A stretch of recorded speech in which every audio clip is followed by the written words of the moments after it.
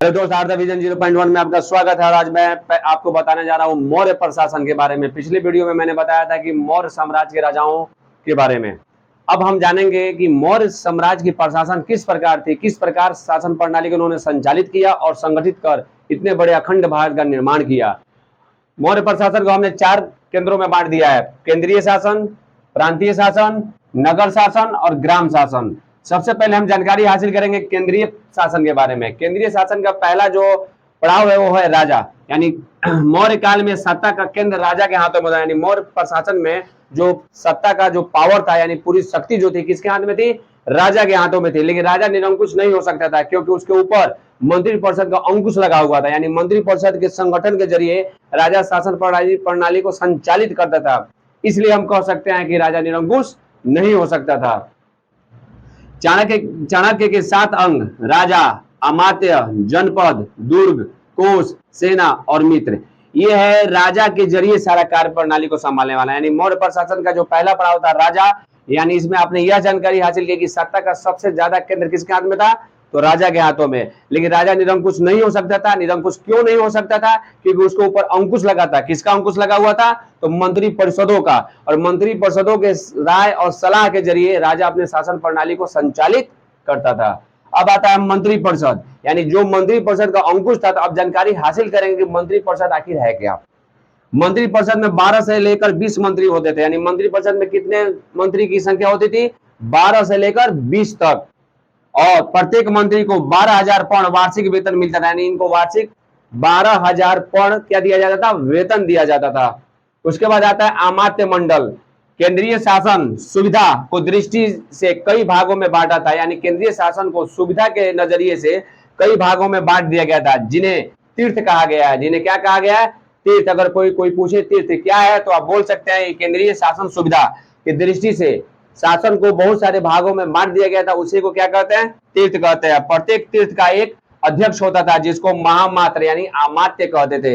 यानी जितने भी तीर्थ अलग अलग बटे हुए थे, उनको क्या होते थे? एक अध्यक्ष होता था, जिसको क्या कहा जाता था? अमात्य। अर्थशास्त्र में कुल 18 तीर्थों का उल्लेख किया गया है। यानी इसके जरिए हमने ये जाना कि केंद्रीय शासन मौर्य प्रशासन में किस प्रकार था। अब आता है प्रांतीय शासन, यानी राज्यों के बारे में। तो उदीचय उत्तरापद, जिसकी राजधानी तक्षशिला थी; अवंती, जिसकी राजधानी उज्जैनी थी; कलिंग, जिसकी राजधानी तोसाली थी; दक्षिणापथ, जिसकी राजधानी सुवर्णगिरी थी; और प्राच्य, जिसकी राजधानी पाटलिपुत्र। नोट: प्रांतों का राज्यपाल कुमार। यानी जितने भी ये प्रांत हैं जो मुख्य रूप से मौर्य प्रशासन में विख्यात थे, जैसे उदीच्य उत्तरापथ, अवंती, कलिंग, दक्षिणापथ, प्राच्य, ये क्या है? प्रांत है, जिसमें शासन प्रणाली कौन चलाते थे? तो कुमार चलाते थे। यानी कुमार के जरिए इन क्षेत्रों पे क्या होता था? यानी इसको प्रांतपति भी कह सकते हैं, चाहे राज्यपाल भी कह सकते हैं। आज के दौर में राज्यपाल कहा जा सकता है, पहले प्रांतपति भी कहा जाता था। ये लोग इसमें संचालन करते थे। अब आता है नगर शासन, यानी पहले था केंद्र शासन, यानी केंद्र मतलब देश, प्रांत मतलब राज्य।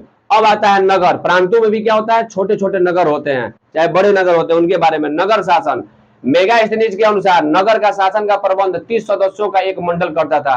यानी मेगास्थनीज जो इंडिका नामक पुस्तक लिखी है, उसमें उन्होंने यह वर्णन किया है कि नगरों का जो शासन प्रबंध था वो 30 सदस्य का एक मंडल करता था। ये मंडल 6 समितियों में बटे हुए थे। यानी इस मंडल को कितने समिति में बांटा गया था? 6 समितियों में। यानी 30 सदस्यों का एक मंडल क्या करता था? नगर प्रशासन को संभालता था। लेकिन इसको 6 समितियों में बांट दिया गया था। प्रत्येक समिति में 5 सदस्य होते थे। जो 6 समिति बांटी गई थी, तो प्रत्येक समिति में कितने सदस्य होते थे? 5। पहला है शिल्पकला समिति। शिल्पकला मतलब शिल्पकारों की एक समिति थी। दूसरा वैदेशिक समिति, यानी विदेश के मामलों को संभालने वाला। जैसे कि आजकल विदेश मंत्री होते हैं, उसी प्रकार मौर्य प्रशासन में वैदेशिक समिति थी। जनसंख्या समिति, यानी जनसंख्या का ब्यौरा रखने वाला समिति था। वाणिज्य व्यवसाय समिति, यानी अर्थव्यवस्था से जुड़ी एक समिति बनाई गई, जिसमें अर्थव्यवस्था का आदान प्रदान, आयात निर्यात, इस सब की ब्यौरा रखा जाता था। फिर आता है वस्तु निरीक्षक समिति, जिसे कहा जाता है कि वस्तु को जांच पड़ताल करके लाना और जांच पड़ताल कर कर बाहर भेजना, इनका कार्य होता था। और कर समिति, जो टैक्स लिए करते, यानी आजकल इनकम टैक्स जो होता है, उसी प्रकार कर समिति थी। यानी इसके जरिए आपने यह जाना कि मौर्य प्रशासन में नगर शासन किस प्रकार कार्य किया है। अब आता है ग्राम शासन, यानी हमने जाना देश के बारे में, राज्य के बारे में, नगरों के बारे में। अब जानेंगे गांवों के बारे में। ग्राम की मुखिया ग्रामिक या ग्रामीणी कहलाता था। गांव का जो मुखिया था उसको क्या कहते थे, ग्रामिक या ग्रामणी। आज डायरेक्ट हम लोग क्या कहते हैं, मुखिया कहते हैं, चाहे सरपंच होते हैं। ग्राम में एक प्रशासनिक अधिकारी भोजक होता था, यानी ग्राम में एक प्रशासन का अधिकारी कौन होता था, भोजक, जिसका नाम आज के डेट में क्या है कि आप हवलदार कह सकते हैं, जो प्रशासन को ब्यौरा देखता है जाके कि हाँ इस गांव में ये, जैसे कि अगर प्रशासन को डायरेक्ट अगर आपके गांव में बात विचार करना हो तो हवलदार के जरिए उस गांव के बारे में ब्यौरा जानकारी लेता है। उसी प्रकार भोजक होता है जिसके जरिए उस गांव की प्रशासनिक व्यवस्था को संभाला जाता था। सैन्य व्यवस्था, मौर्य शासन में सैन्य व्यवस्था देखिए कितना सुनियोजित था, जिसकी वजह से मौर्य प्रशासन अखंड भारत का निर्माण किया। पैदल सेना, अश्व सेना, हाथी सेना, रथ सेना, नौ सेना और सैन्य यातायात विभाग के जरिए अपने शासन को इन्होंने संचालित किया था। फिर राजा अपनी सेना का कमांडर इन चीफ होता था, यानी राजा जो होता था अपनी सेना क्या होता था, कमांडर इन चीफ होता था। न्यायालय का सर्वोच्च अधिकारी सम्राट होता था। इस तरह से आपने जाना मौर्य प्रशासन के बारे में। Yeah.